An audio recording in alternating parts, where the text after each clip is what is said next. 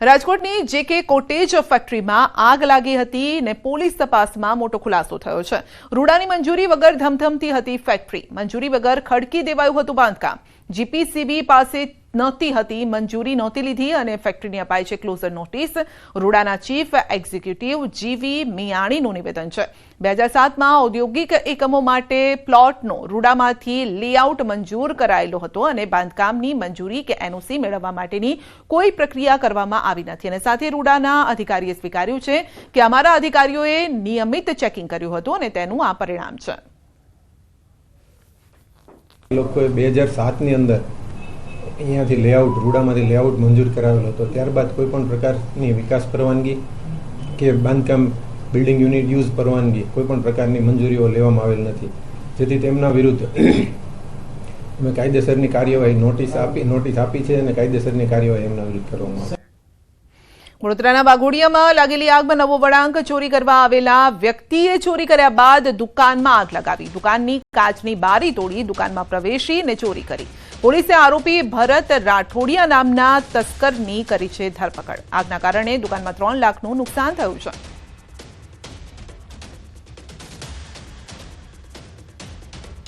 અમદાવાદમાં કોંગ્રેસના અધિવેશન માટે તડામાર તૈયારી। 64 વર્ષ બાદ મળી રહ્યું છે કોંગ્રેસનું રાષ્ટ્રીય અધિવેશન। સાબરમતી રિવરફ્રન્ટ ખાતે યોજાશે અધિવેશનના પગલે પ્રદેશ કોંગ્રેસની તૈયારીઓ। એક સાથે 2500 લોકો બેસી શકે તેવી વ્યવસ્થા કરાઈ છે। ગરમીના પગલે એસી ડોમ તૈયાર કરાયો છે અને દેશભરમાંથી નેતાઓ પદાધિકારીઓ આવશે। સાથે જ નેતાઓ અને પદાધિકારીઓના રહેવા માટે શહેરની 30થી વધુ હોટેલ બુક કરાઈ છે, જેમાં 2000થી વધુ રૂમ પણ બુક કરાયા છે। CWC એક્સટેન્ડન છે એ સરદાર પટેલ સ્મારકમાં છે।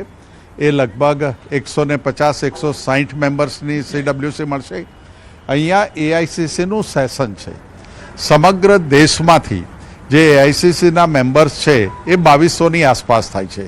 એ 2200 એઆઈસીસીના મેમ્બર્સ કેટલાક બધા રાજ્યોમાંથી ઇન્વાઇટ્સ બોલાવવામાં આવ્યા છે, આમંત્રિતો બોલાવવામાં આવ્યા છે, એ પણ લગભગ 200-300ની આસપાસ। અને અમે વિનંતી કરી છે કે ગુજરાતમાં જ્યારે આટલું મોટું એઆઈસીસીનું સેશન મળી રહ્યું હોય ત્યારે ગુજરાતના પણ એક પાર્ટ કે એક પ્લોટ એનો જુદો બનાવી અને અમારા આગેવાનોને પણ થોડીક જગ્યા મળે એવી વ્યવસ્થાનું આયોજન થઈ રહ્યું છે।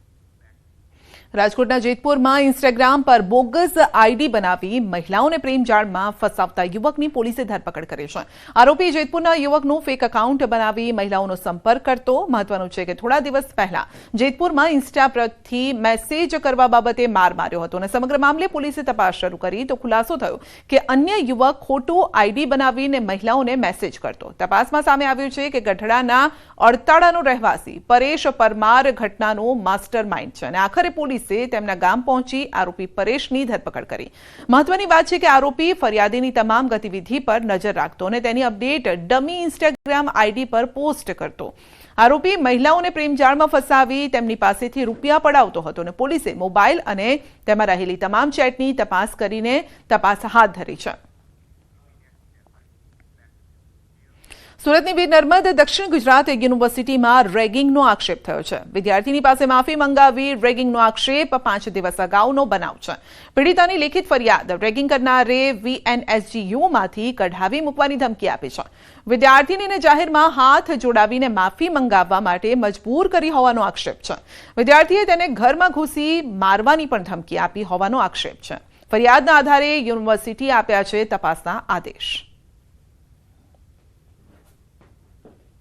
વિદ્યાર્થીને જે કંઈ દબાણ કરવામાં આવ્યો છે એ પ્રકારની એમની રજૂઆતો હતી અને એના ઉપર યુનિવર્સિટીના ધારાધોરણો મુજબ જે કંઈ યુજીસીના પ્રિસ્ક્રાઇબ નોર્મ્સ છે એ મુજબ ચોક્કસ કાર્યવાહી કરવામાં આવશે। સુરતમાં એસિડ અટેક મામલે કાપોદ્રા પોલીસે આરોપી રાકેશ બારૈયાની ધરપકડ કરી છે। ઉધારમાં સિગારેટ ન આપતા કરાયો હતો એસિડ અટેક। સત્યનારાયણ નગર સ્થિત શિવશક્તિ શેરી પાસે 31 માર્ચે બની હતી ઘટના। પંડિત પાન સેન્ટરના માલિક રામ પ્યારે કુશવાહા પર હુમલો કર્યો હતો। ગંભીર રીતે ઇજાગ્રસ્ત રામ પ્યારેને સારવાર માટે ખસેડાયો। આરોપી હીરાના કારખાનામાં રત્ન કલાકાર તરીકે કામ કરતો હતો। આરોપી સામે અગાઉ પણ પ્રોહિબિશન સહિત 5 ગુના નોંધાયેલા છે। અમદાવાદમાં વધુ એક સાયબર ફ્રોડ ગેંગ પોલીસના હાથે લાગી છે। પેટીએમના અધિકારી હોવાનું કહી દુકાનદારો અને વૃદ્ધો સાથે છેતરપિંડી કરતા ઝડપાયા છે. સાયબર ક્રાઇમ બ્રાન્ચે 6 લોકોના ગેંગની ધરપકડ કરી છે. સાયબર ક્રાઇમ બ્રાન્ચે શહેરના અનેક ગુનાઓના ભેદ ઉકેલ્યા છે. આરોપીઓએ 10 શહેરોના 500 લોકોને શિકાર બનાવ્યા હતા, તો 1 થી 2 કરોડ રૂપિયાની છેતરપિંડી કર્યાનું ખુલ્યું છે.